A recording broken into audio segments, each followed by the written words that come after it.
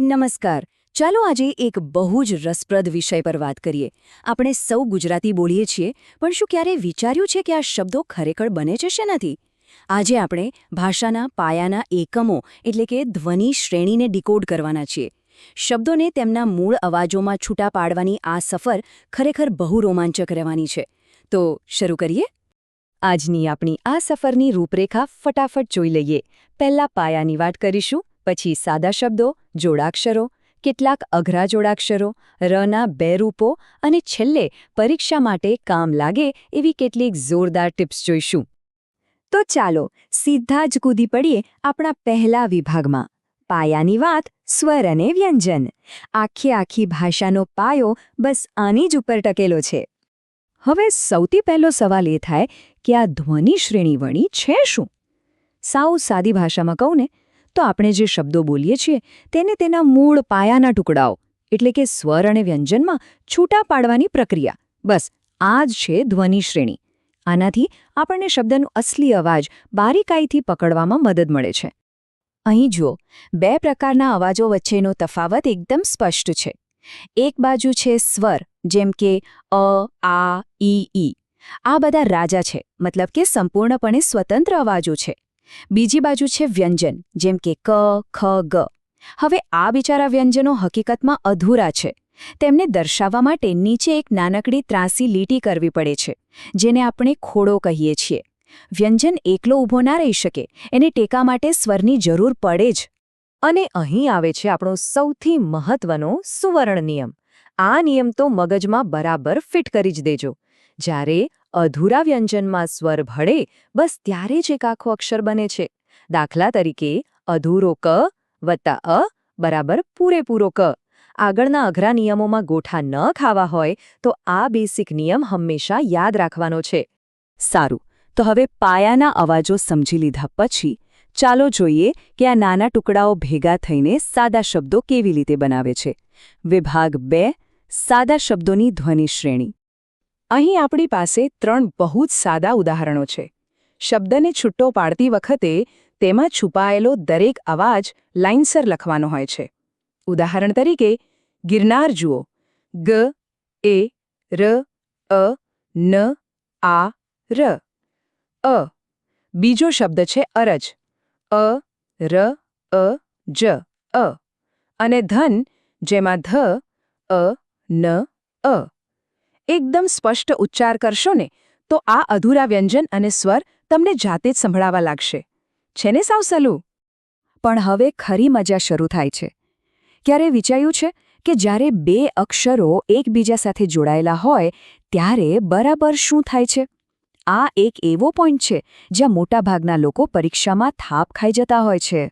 તો ચાલો આ રહસ્ય પરથી પડદો ઉઠાવીએ. વિભાગ 3, જોડાક્ષરો અને વિશિષ્ટ અક્ષરો.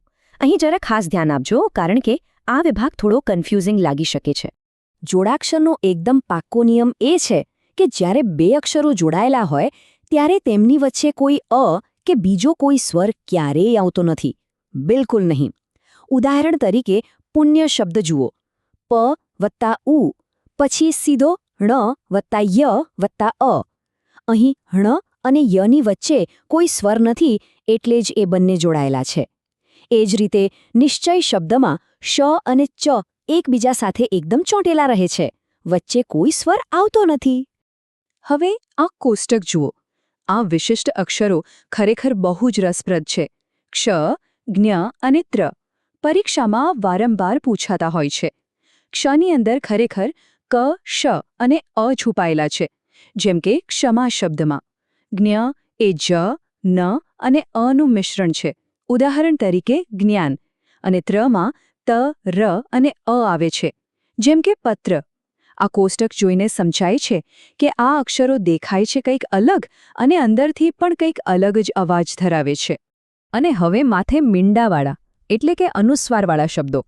હા, તો બહુ જ મજેદાર ટોપિક છે. જ્યારે અક્ષર પર મીંડું હોય ત્યારે તેનો ઉચ્ચાર મોટે ભાગે અડધા ન અથવા મ જેવો થતો હોય છે. જરા બોલી જુઓ. બિંદુ. બ વત્તા ઈ વત્તા ન વત્તા દ વત્તા ઉ. અહીં મીંડું સ્પષ્ટ રીતે નનો અવાજ આપે છે. જ્યારે સંપ બોલીએ ત્યારે સ વત્તા અ વત્તા મ વત્તા પ વત્તા અ. અહીં તે મનો અવાજ આપે છે. નાકમાંથી નીકળતા આ અવાજને પકડી લો એટલે સાચી જોડણી તમારા હાથમાં. ચાલો હવે થોડા વધુ ઊંડાણમાં જઈએ. વિભાગ 4 અઘરા જોડાક્ષરો દ, ધ અને હ. આ બધા અક્ષરો કોઈ સિક્રેટ કોડ જેવા છે જેને હવે આપણે ડીકોડ કરીશું. તમે ક્યારેય નોંધ્યું છે કે દ અક્ષર જ્યારે બીજા કોઈ અક્ષર સાથે જોડાય છે ત્યારે તેનો આખો દેખાવ બદલાઈ જાય છે? જુઓ, દ અને દ જોડાય તો દદ બને છે, જેમ કે મુદ્દોમાં. દ અને ધ જોડાય તો ધ થઈ જાય છે, ઉદાહરણ તરીકે શુદ્ધ. અને દની સાથે વ જોડાય ત્યારે દ્વ બને છે, જેમ કે વિદ્વાનમાં. જો તમે આ વિઝ્યુઅલ ફેરફારોને મગજમાં છાપી દેશો ને તો પરીક્ષામાં ક્યારેય ગોટાળે નહીં ચડો. આ સ્લાઇડમાં ખરેખર કંઈક નવું છે. ધ અને હના જોડાક્ષરો બહુ જ યુનિક હોય છે. અધ્યાપક શબ્દમાં ધ અને ય જોડાયેલા છે એ તો સમજાય એવું છે, પણ હના જોડાક્ષરો જુઓ, એ તો સાવ નવા જ આકાર લઈ લે છે. બ્રહ્મ શબ્દમાં હ અને મ ભેગા થઈ જાય છે, અને મધ્યાહનમાં હ અને ન. આ અક્ષરો એકબીજામાં એવી રીતે ભળી જાય છે કે એમને ઓળખવા માટે તમારે શબ્દનો એકદમ ધીમો ઉચ્ચાર કરવો જ પડે. અને હવે આપણે આવી ગયા છીએ ભાષાના સૌથી છેતરામણા અક્ષર પર.